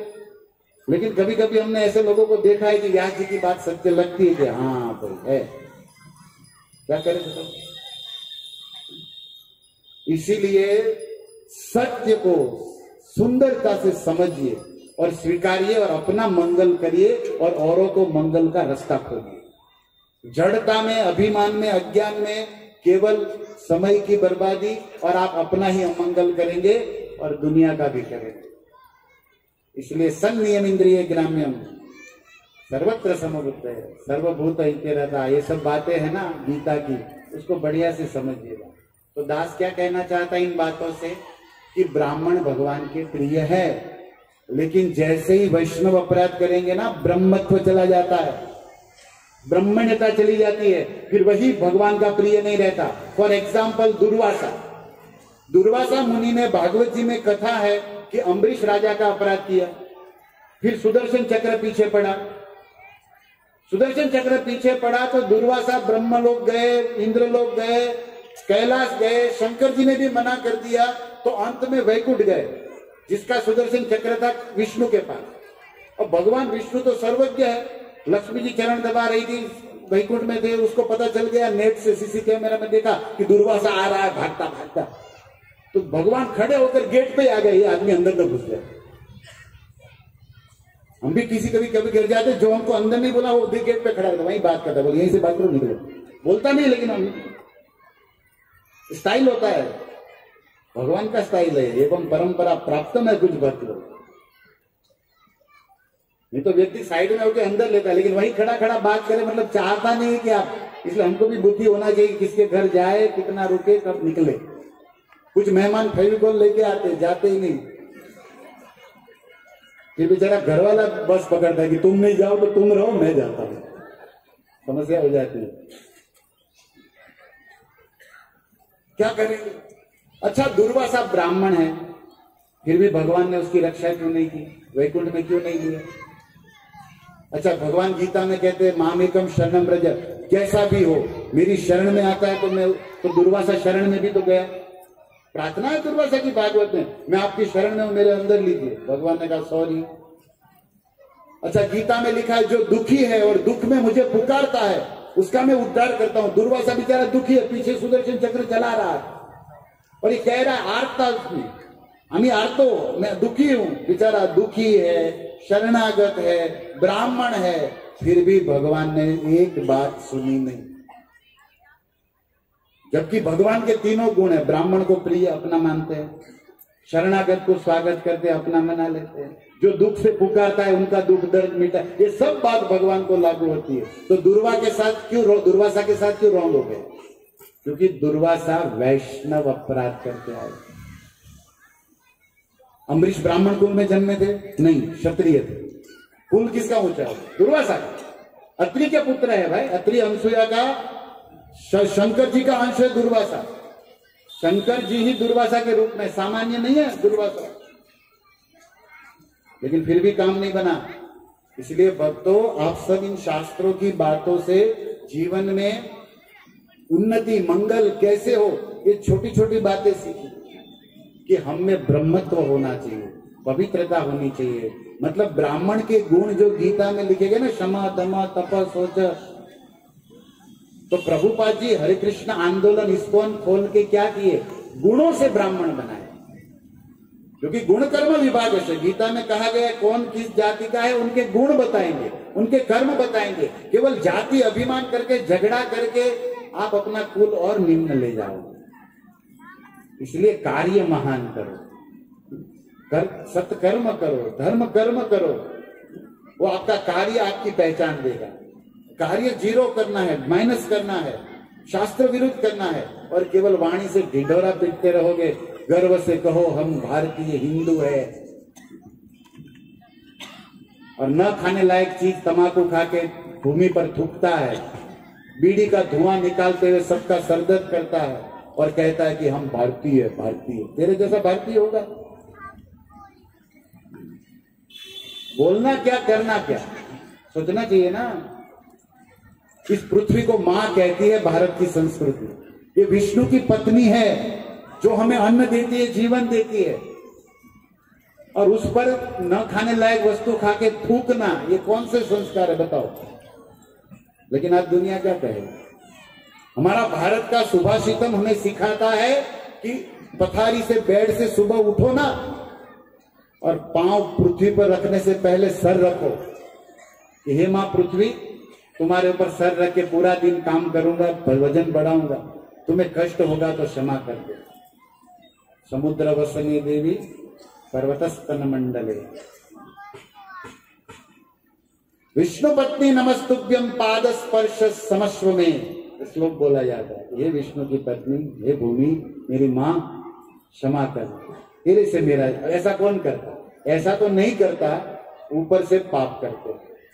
मां पृथ्वी कहती है कि मुझे पर्वतों का भार नहीं लगता, लेकिन जो नशा करता है, झूठ बोलता है और भगवान का भजन न करके पाप करता है, ऐसे व्यक्तियों का भार मुझे भार लगता है। ये भागवत कथा आपको एक संदेश देती है कि आज से व्यसन छोड़ दो, भूमि पर भार मत बनो, भूमि का आभूषण बनो। ये हरे कृष्ण आंदोलन पृथ्वी का श्रृंगार बनाने के लिए है। वर्णन इसी पृथ्वी ने कहा है, वसुंधरा पुण्यवती च तेन। हमारा वेद कहता है कि जो हरे कृष्ण का नाम लेता हुआ, तुलसी जिसके गले में है, भगवान का शुद्ध प्रसाद जिनके पेट में है, और उद्धव पुंड्र का भाग का तिलक है, ऐसा वैष्णव जब पृथ्वी पर चलता है ना, तो भगवती पृथ्वी समझती है कि ये मेरा बेटा मुझे मसाज कर रहा है। पृथ्वी को धन्यता अनुभव होती है। तो आपसे निवेदन है कि जीवन में कुछ करिए, और आगे आप जो कर रहे हैं ना, आपके बच्चे, आपका समाज, आपका परिवार देख रहा है, सीख रहा है। यद्यदाचरति श्रेष्ठ तत्तत् येदितरो जन। इसलिए बहुत सावधान, हमारी रिस्पॉन्सिबिलिटी है। ये पृथ्वी जब हम नहीं थे तब भी थी, और आप और हमें तब भी होगी। तो हमारा कर्तव्य कि जो सी हमें मिली ऐसी हम छोड़ के जाए, बिगाड़ के नहीं, है ना। इसको कहते सज्जनता।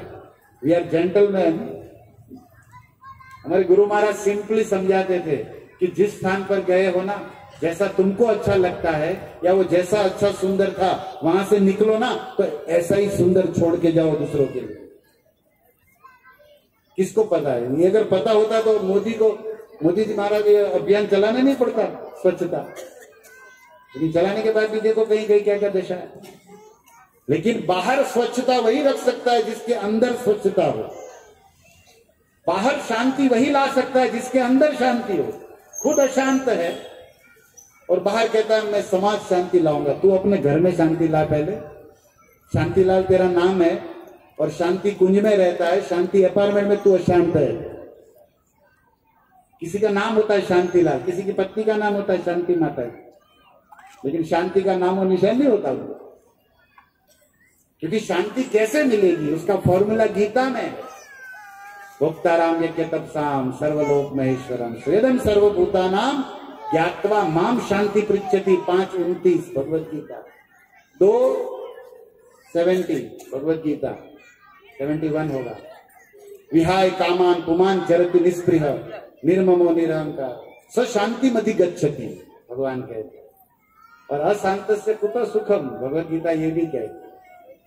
इसलिए भक्तों शास्त्रों के इन श्लोकों का मंथन करके देखो, एक कथा है ना, एक एक्स्ट्रा है हमारी कथाएं आप लोगों ने बहुत सुनी होगी, लेकिन श्रील प्रभुपाद की इस्कॉन के भक्तों की कथा की यही विशेषता, सिद्धांत के साथ शास्त्रों की सत्य बात कहना, इधर उधर बोल के टाइम पास करना नहीं है, कुछ सीख के जाना है। जीवन में कुछ प्रगति हो, पवित्रता आए, प्रेम बढ़े, ऐसा संदेश लेके जाना, क्योंकि समय बहुत कीमती है सबका, और हमें ये समय और संपत्ति बिगाड़ना नहीं है ऐसे आयोजन पे। इसको सफल करना है। इसलिए एक एक शब्द जो है उसकी गरिमा है, महिमा है, क्योंकि गीता का है, भागवत का है। तो यहाँ सारे ब्राह्मण कृष्ण का स्वागत सत्कार करने गए। इस श्लोक का एक वाक्य में अगर सार बोला जाए तो वही व्यक्ति ब्राह्मण है जो कृष्ण का स्वागत सत्कार और पूजा करने जाता है। वो कैसा भी हो ब्राह्मण है, और कैसा भी कुल में हो, लेकिन कृष्ण का स्वागत पूजा सत्कार नहीं करता है। सर्व वर्णेषु ते शूद्रा ये न भक्ति जनार्दन। शूद्र कौन है? निम्न जाति का कौन है? बोले जो कृष्ण का भक्त नहीं है वो। सर्व वर्णेषु ते शूद्रा ये न भक्ति जनार्दन। और जहां कृष्ण का भक्त हो जाए तो वहां जाति पाति कौन देखता है। रोहिदास संत की कथा आती, चमार जाति की, लेकिन रघुनाथ खड़े रह जाते उसके सामने। क्या क्या कथा है रोहिदास के विषय में, एक से एक कथाएं है। आपकी महाराष्ट्र की जनाबाई, विठल भगवान मंदिर बंद करते ही पुजारी ताला लगाता था पंढरपुर में, वो विठल भगवान सिंहासन छोड़ के जनाबाई के घर में जाके, जनाबाई बेचारी चक्की चला के खाना बन तो अपना जीवन चला, और विठल भगवान सामने बैठ जाते और जनाबाई से कहते थे तुझे देखना और तुझे सुनना मुझे अच्छा लगता है, इसलिए मंदिर महल रुक्मणी को बताए बिना आया हूं। रखुमाई उधर इंतजार करती है कि तुम्हारे पतिदेव गए कहां, मोबाइल भी नहीं ले गए, मिस कॉल हो रहा है। और ये इधर जनाबाई के पास बैठे, और जनाबाई रात में चक्की पीसती है, विठल का गुण गाती है, तो विठल भगवान सामने बैठते हैं। और एक दिन क्या हुआ, विठल भगवान बैठे हुए रात हो गई, तो जनाबाई चक्की पीसते पीसते विठल गुण गा रही, विठल सामने बैठे। यही तुम्हारे कृष्ण द्वारिकाधीश। अब हुआ क्या, धीरे धीरे हाथ की जो चक्की होती है ना गोल, पहले यही होती थी ना, वो धीरे स्लो हो गई, मतलब थक जाती है ना, कोई बुढ़ी है बेचारी जना। तो विठल भगवान ने देखा मेरी माँ थक गई, उसने कहा मैया तू हट जा, मैं करता हूँ, तू कीर्तन गा, तेरा काम मैं करता हूँ। मानो विठल भगवान महाराष्ट्र के सब भक्तों को कह रहे कि तुम्ही महाराष्ट्र में, क्या कहते ना, महाराष्ट्र माझा, महाराष्ट्र माझा उसे ही बोलने का अधिकार है जो पहले ये बोले विठल माझा, मी विठ्ठलाचा। क्योंकि ये महाराष्ट्र रुक्मणी का है और ये विठल यहाँ का जमाई है भाई, जमाई राजा है। और रुक्मणी रूठ के आई थी तो ये जमाई गुजरात से द्वारिका से मनाने आया था और पुंडरीक ने विठ पे खड़ा कर दिया। क्या कथा है भगवान। तो विठल माझा पहले तो ये, और मी विठ्ठलाचा, मूल बात तो ये है। और कीर्तन गाएगा, और जो भगवान का कीर्तन करेगा आप कृष्ण के नाम पर, तो कृष्ण आपके काम पर। जनाबाई ने को कहा कि तू कीर्तन का, तेरा काम मैं करता हूं। और भगवान ने बड़े बड़े कंकण पहने थे, मुकुट, तो आप देखे विठल को बड़ा सोने का श्रृंगार होता है, तो बड़ा कष्ट हो रहा था। उसने कहा कि एक काम करते गहना निकाल देता हूं। मुकुट निकाला, कंगन निकाला, हार निकाल दिया, पीताम्बर भी निकाल के रख दिया उसकी झोपड़ी में। और भगवान लगे दिल से चक्की पीसने, और जनाबाई लगी गाने। गाते गाते 4:30 5 हो गया, और उधर मंदिर खोलने का टाइम, पुजारी ने शंख बजाया। विठल भगवान ने बोला वो पंडा बुला रहा है। जनाबाई ने कहा हमने तुमको कौन सा आमंत्रण दिया था, जाओ। तो भागे भागे मंदिर में आके खड़े हो गए, लेकिन गहना भूल गए, पीताम्बर भूल गए। पंडा आके बोलता है रात में मंदिर में चोरी हुआ है। अरे सबसे बड़ा चोर तो ये है, इसकी कौन चोरी करेगा। पंडा बोला चोरी हो गया, चोरी हो गया। अब राजा को खबर, तो पूरा पंढरपुर हाथ में आया। अब जनाबाई बेचारी को कोई पता नहीं, वो तो अपनी घंटिया जो छोड़ के आटा को साइड में रख के वो कंडा बीतने के लिए दूसरे काम में लग गए। तब तक सैनिक ढूंढते ढूंढते आए, और जहां पर माल मिलता है वही चोर माना जाता है। जनाबाई की कुटिया में मिला वही विठल का श्रृंगार आभूषण। बोले यही बाई अपने को भक्त बोलती चोर है, पकड़ के ले जाओ। जनाबाई बोली मैंने चोरी नहीं की, कौन मानेगा। और जनाबाई बोलती कालिया तू नहीं आया होता तो अच्छा था रात में। और चक्कर चला गया, क्या करेंगे बताओ, क्या करे। लेकिन भगवान तो भगवान है ना। और जनाबाई बेचारी रोती रह गई, लेकिन कंप्लेन नहीं की। अब भक्त को तो क्या है, गृह था को चाहे वने था को सदा हरि, मंदिर में रहे चाहे बाहर रहे, प्रसाद मिले या न मिले एक ही काम है, हरे कृष्णा कृष्णा कृष्णा हरे हरे राम। जेल में डालने वाले, दंड देने वाले, तब तक विठल ने कर दिया दरवाजा बंद मंदिर का। पुजारी शंख फूंक रहा है, लोग खोला, बोले अंदर से ताला लग गया। विठल ने कहा तुम लोग का मुख ही नहीं देखना, हमारी माँ को परेशान। अब इनको तो पता नहीं, पूरा दिन पंढरपुर में सब लोग कीर्तन कर रहे, मंत्र बोले, विठल नाराज हो गया, जमाई राजा नाराज हो गया, मतलब खतरनाक बात है। विठल ने बोला जो मेरे भक्त को परेशान करता है उनका मुख नहीं देखूंगा और ना तो दर्शन दूंगा। सब प्रार्थना करे, चिल्लाने लगे। तब भगवान विठल ने आकाशवाणी किया कि मेरी माँ जना, उसको आपने चोर बोला। अरे मैं उनके घर गया था और मैं मेरी घर माँ के घर जाओ, तुम्हारे बाप का क्या जाता है?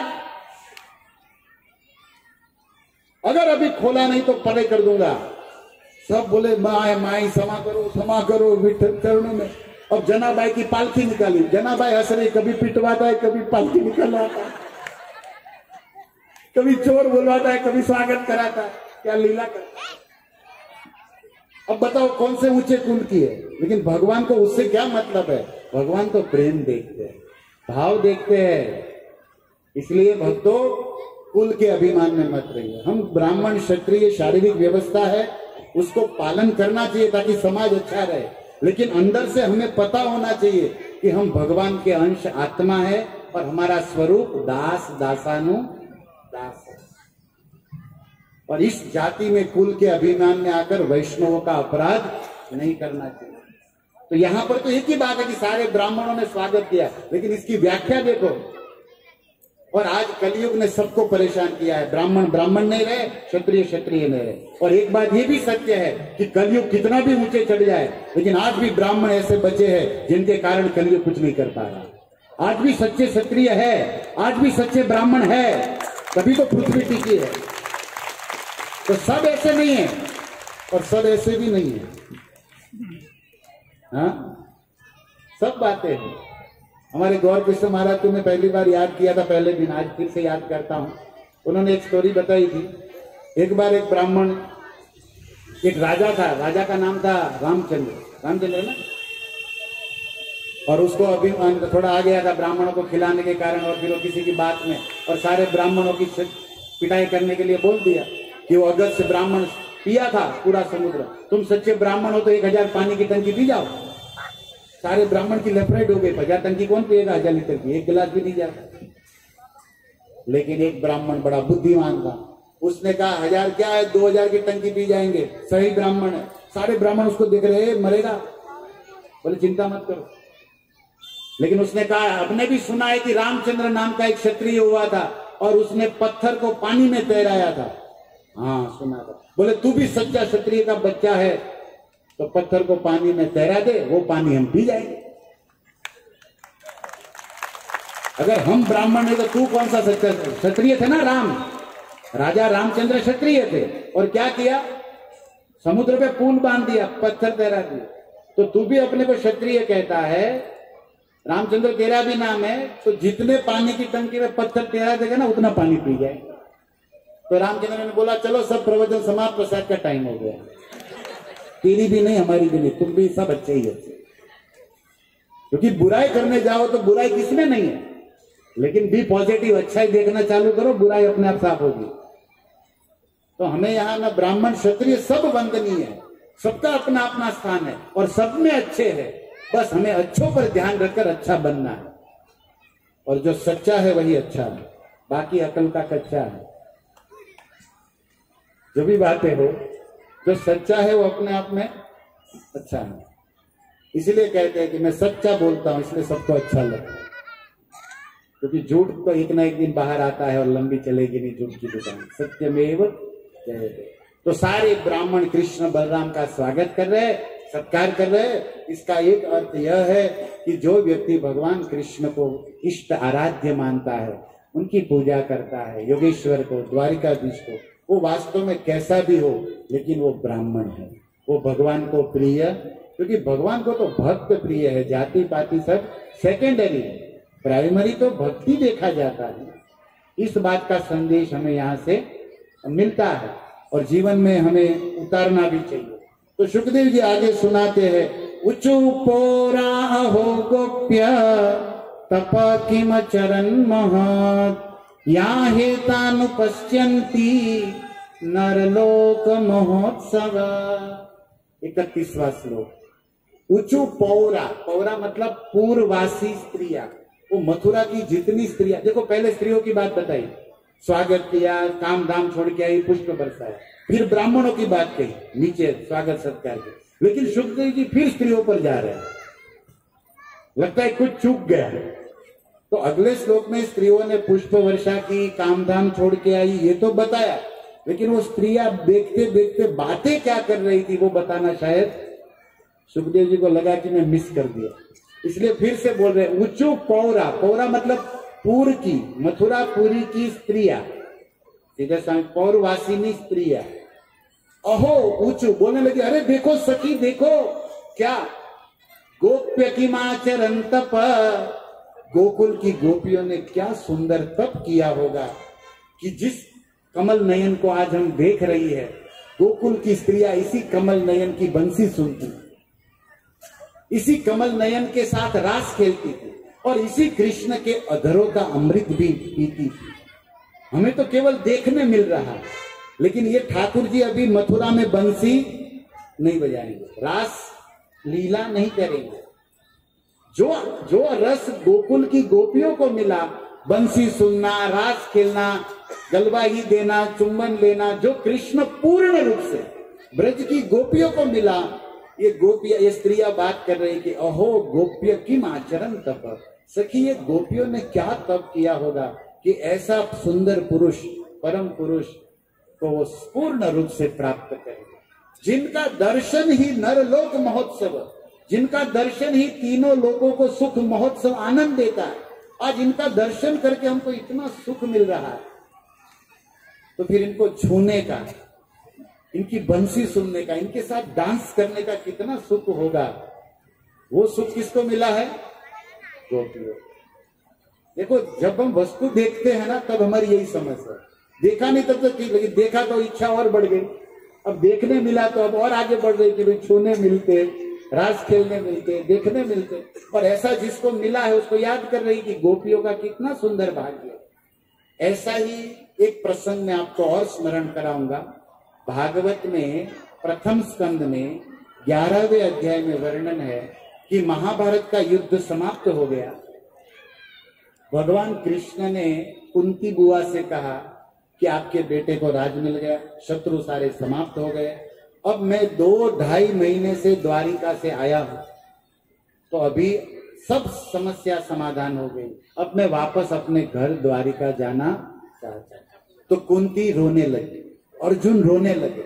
उसने कहा कन्हैया इतने दिन तू साथ में था तो इतना सुख मिलता था, अरे तेरा नाम लेते तब भी सुख मिलता है, तेरा कीर्तन कथा करते तो भी आनंद मिलता है, साक्षात तू साथ में होता तो कितना आनंद मिलता है, और कौन तुझे छोड़ना, अरे तेरा नाम कथा जो सुनता है ना वो भी तुझे छोड़ना नहीं चाहता, तेरी कथा या नाम, तो साक्षात तू मिला है, तुझे कोई छोड़ना चाहेगा, इसलिए तू और रुक जा। अब बुआ प्रार्थना कर रही है, तो कन्हैया ने कहा बुआ आप थोड़ा समझो, मैं 2.5 महीने से द्वारिका से आया, मोबाइल भी नहीं लाया हूं, रुक्मणी का कितना मिस कॉल होगा आप समझ लो।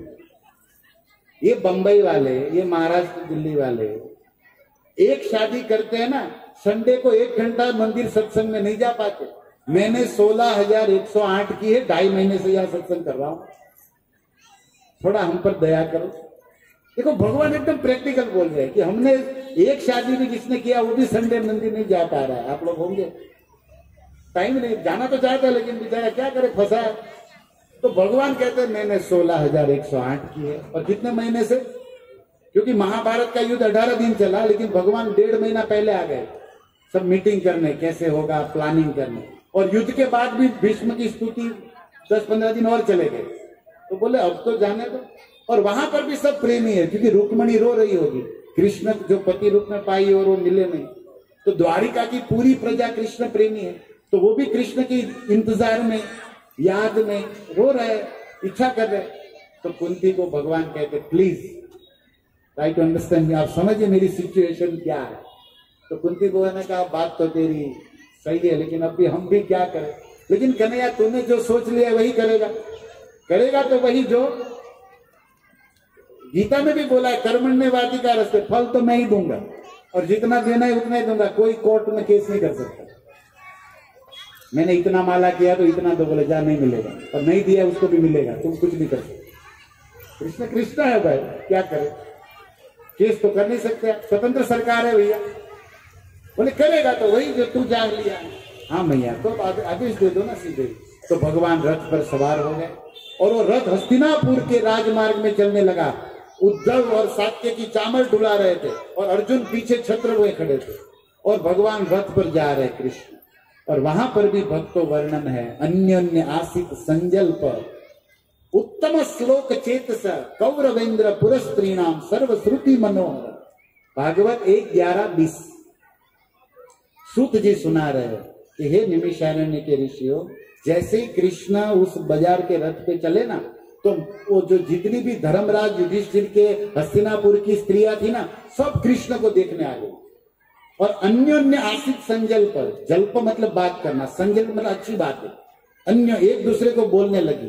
क्या बोलने लगी? देखो सखी, हम जिस परम पुरुष को देख रहे हैं ये पृथ्वी का स्वामी है, इसी ने अर्जुन को जिताया, यही 5 जन्य बजाया, यही वृंदावन में रास खेला। सब सखिया तो स्त्रियां चुप नहीं रह सकती, बोलना उसका स्वभाव, लेकिन अच्छी बातें बोल रही। और विचार करो कि जो स्त्रियां बोल रही है उसके वाक्य तो नैमिषारण्य के ऋषि मुनि सभा में सुत जी बोल रहे भागवत में। मतलब ये वाक्य कितने महत्व थे, ऋषि मुनि उसकी चर्चा कर रहे हैं स्त्रियों के प्रवचनों, क्योंकि ये कृष्ण के विषय में। किबा न्यासी किबा शूद्र ये नहीं देखना है, जय कृष्ण तत्ववेता। स्त्री भले रही, कुंती महारानी स्त्री है, लेकिन पहली स्तुति भागवत में कुंती की, क्योंकि वो कृष्ण तत्व बोल रही है, वो भक्त है। तो भक्तों यहाँ पर बहुत सुंदर संदेश, स्त्रियां आपस में बातें कर रही थी। क्या बातें कर रही थी? तो जो यहाँ पर मथुरा की स्त्रियां बातें कर रही है कि ये परम पुरुष की बंसी, चुंबन, रास गोकुल की गोपियों ने लूटा, वही बात वो स्त्रियां भी कर रही।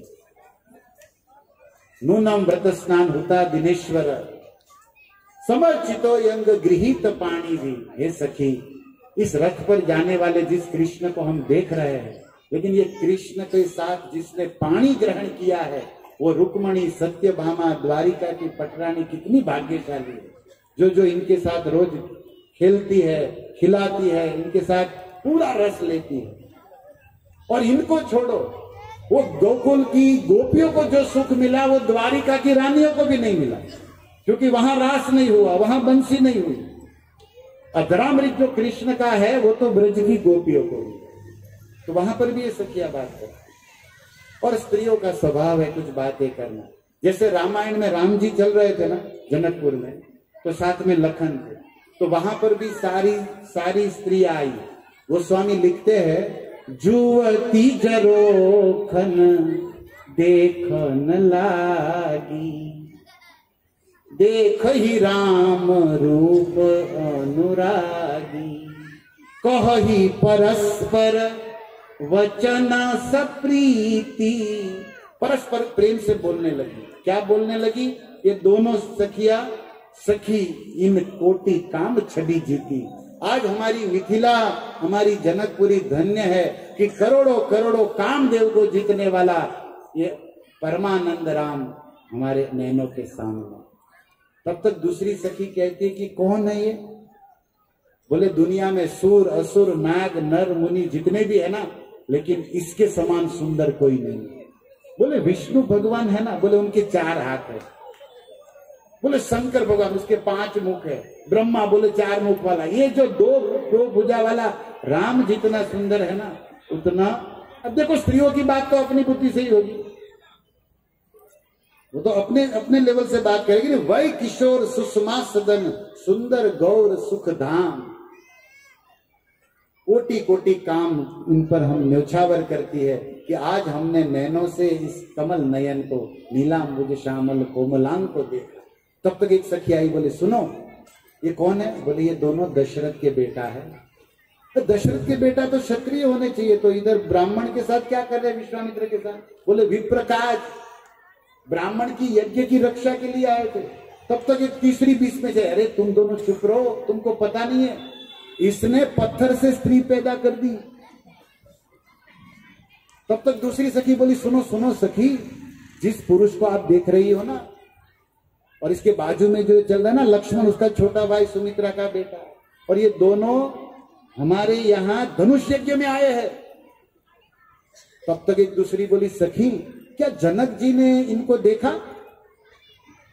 तो दूसरी बोली हाँ, जनक जी तो कल स्वागत करने गए थे।